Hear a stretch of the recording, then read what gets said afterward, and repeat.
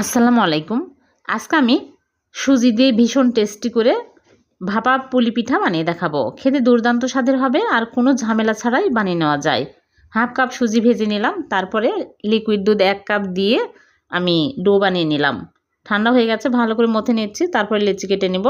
আর এদিকে আমি ভিতরে পুর বানাবো, এর জন্য একটা বাটিতে নিয়ে নিচ্ছি নারকেল কোড়া হাফ কাপ, খেজুরের গুড় হাফ কাপ, গুঁড়া দুধ ভালো করে মিক্স করে নেব।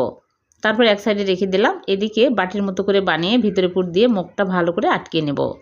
সবগুলো আমি এরকম করে বানিয়ে তারপরে পানির ভাপে দেব। আগে থেকে চুলায় পাত্রে পরিমাণ মতো পানি দিয়ে পানি ফুটিয়ে নিয়েছি। এখন স্ট্রেনার বসিয়ে স্ট্রেনারের উপরে আমি সবগুলো পিঠা দিয়ে দেব।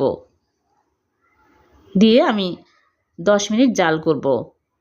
10 মিনিট পর চুলা থেকে নামিয়ে ঠান্ডা করে উপর দিয়ে বাদাম কুচি দিয়ে ছিটিয়ে দিয়েছি আর একটা ভেঙে দেখাচ্ছি। অনেক মজার হয়েছে। ভালো লাগলে লাইক কমেন্ট শেয়ার করে দেবেন, পেজটিকে ফলো দিয়ে রাখবেন।